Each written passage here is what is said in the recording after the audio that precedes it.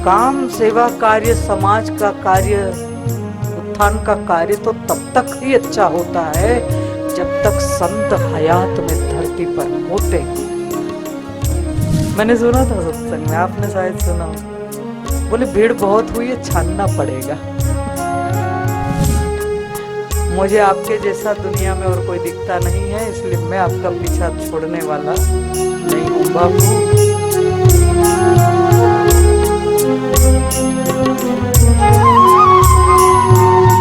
हनुमान जी ने विभीषण जी को कहा, विभीषण जी रोए हैं कि मेरे पर भगवान कृपा नहीं कर रहे हैं। हनुमान जी ने कहा कैसे करेंगे कृपा, तुम सेवा नहीं करते हो, राम नाम तो जपते हो लेकिन सेवा नहीं करते।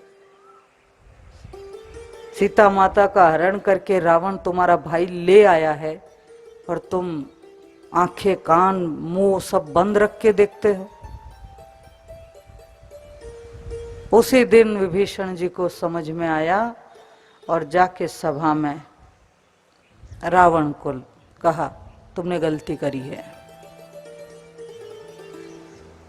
भगवान की अर्धांगिनी है शक्ति जगदम्बा सीता माता, कुल खानदान नष्ट हो जाएगा, बर्बाद हो जाएंगे हम सब, लौटा दो। तुम्हारी हिम्मत नहीं हो रही तो दूसरा कोई जाएगा लेकर, मैं जाता हूं, माफ कर देंगे भगवान। वो रावण को गुस्सा आया कि ये मुझे अकल दे रहा है, लात मारी है, अपमान किया, अपशब्द बोले। विभीषण जी भक्त हैं, संत हैं, साधु हैं स्वभाव, और लात मार दी है एक भक्त को। रावण ने अपमान किया, अपशब्द बोले, गाली दी, नष्ट तो होना ही था कुल खानदान। विभीषण जी ने यह भी कहा फिर मत कहना कि मैंने घर का भेद खोला है, अभी भी समझ जाओ, मैं नहीं चाहता कि वहां जाके कुछ बोलना पड़े मुझे। लेकिन विभीषण बोल रहे हैं, रावण को कुछ सुनना ही नहीं है। गए विभीषण जी राम जी की शरण में, चलो मेरा तो उद्धार ही हुआ, भलाई हुआ कि तूने लात मारी, भलाई हुआ कि तूने दो चार गाली दे दी, क्या उससे मेरा क्या बिगड़ा। विष्णु को क्या घटी गयो जो भृगु ने मारी लात। गाली देते हैं तो क्या हुआ, संतों को गाली देते हैं, निंदा करते हैं, अपशब्द बोलते हैं। शिरडी वाले साईं बाबा को पाखंडी कहते थे, ढोंगी कहते थे, ओ क्या क्या गंदी गालियां देते थे। जब थे हयात में संत तब समझ नहीं सके, जो फायदा उठाना था समाज को वो नहीं उठा पाए। जो जा रहे थे उनकी श्रद्धा तोड़ने के लिए भी चांडाल चौकड़ी बनी रहती थी, लगे रहते थे, उनकी श्रद्धा में भी अड़चने लाए, ऐसे है वैसे है, यूं है यूं है यूं है। न खुद गए न लाभ उठाया, और जो ले रहे थे उनकी श्रद्धा को भी तोड़ने का पाप किया। और अब जब शरीर नहीं रहा, वो नहीं रहे ऐसा हम नहीं कह रहे, शरीर से नहीं है, बाकी तो है व्यापक रूप में। अब नहीं है तो मंदिर बनाकर, मूर्तियां बना बना कर घंटियां बजा रहे हैं, टकोरियां बजाते हैं। काम सेवा कार्य, समाज का कार्य, उत्थान का कार्य तो तब तक ही अच्छा होता है जब तक संत हयात में धरती पर होते हैं, तब तक होता है बढ़िया। फिर तो चलता रहता है डिम डिम, अभी करते रहते हैं। साईं के कितने भजन, आप में से भी कई गए होंगे साईं, शिरडी साईं बाबा मंदिर, ये धाम वो धाम, ये अच्छा है, ठीक है। जब थे हयात में तब लाभ नहीं लिया समाज ने, तब गाली देने में, इसकी उसकी करने में रह गए।